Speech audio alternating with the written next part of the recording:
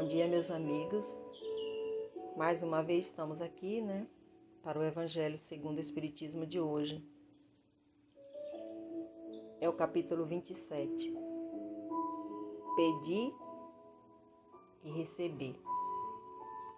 O item é o 22.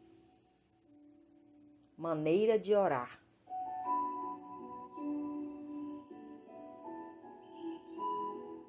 O primeiro dever de toda criatura humana e o primeiro ato que deve assinalar o seu retorno à atividade diária é a prece. Quase todos rezam, mas são poucos que sabem rezar. Que importância terão perante o Senhor as frases que repetem de forma maquinal, sem compreender nem prestar atenção no que estão dizendo?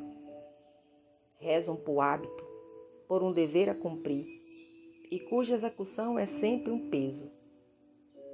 A prece do cristão, do espírita ou de qualquer outro culto deve ser feita logo ao acordar, após o espírito retornar o domínio do corpo.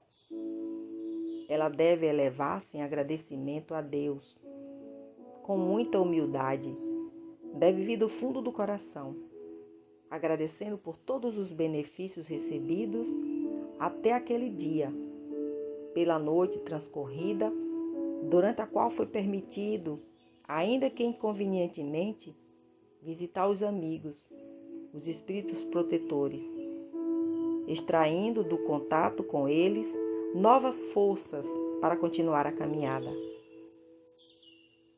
A prece deve elevar-se humildemente aos pés do Senhor. Deve mostrar a fraqueza que possuem, para que possam suplicar seu amparo, seu perdão e sua misericórdia.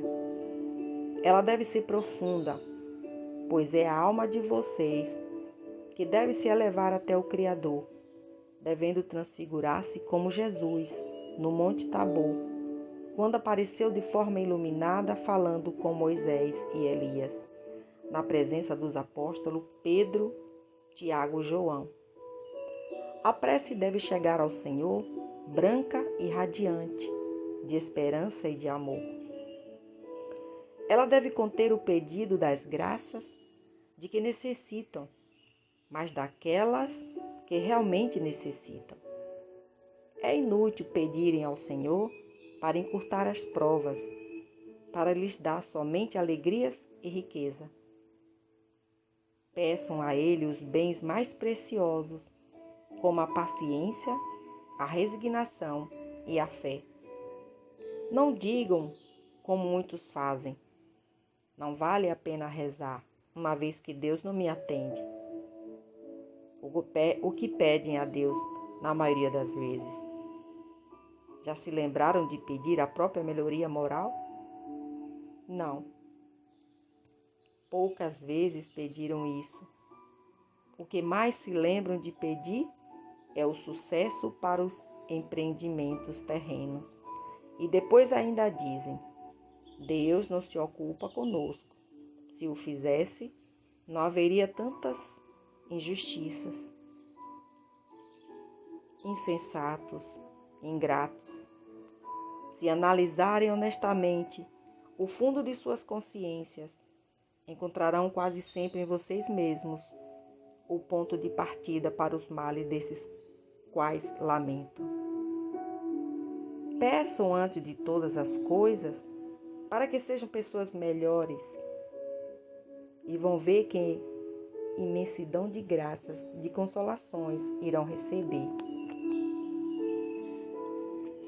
A prece deve ser uma prática diária, sem que para isso seja preciso retirar-se para seus aposentos ou exibir-se de joelhos nas praças públicas.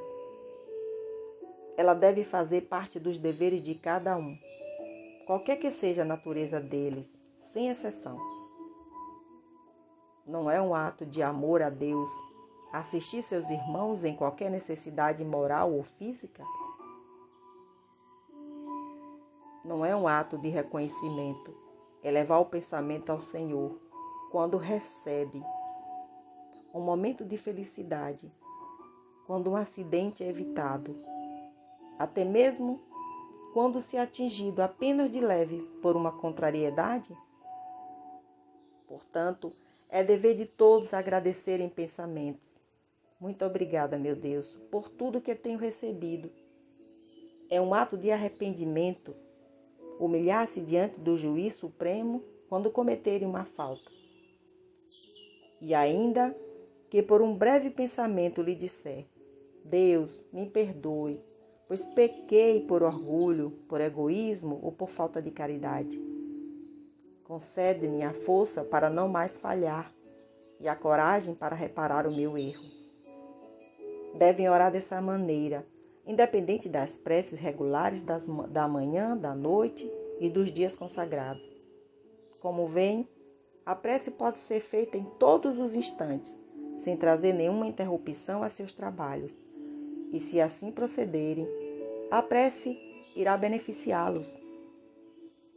Acredite que um só desses pensamentos, partindo do coração, é mais ouvido pelo Pai Celestial do que as longas preces recebidas por hábitos, quase sempre sem um objetivo claro, as quais, a hora pré-estabelecida, lembra que chegou o momento de rezar. Que assim seja. Obrigada, meu Deus, por mais este ensinamento. Que Deus nos dê força, nos ajude a nos melhorar. Que tenham todos um bom dia. Deus os abençoe.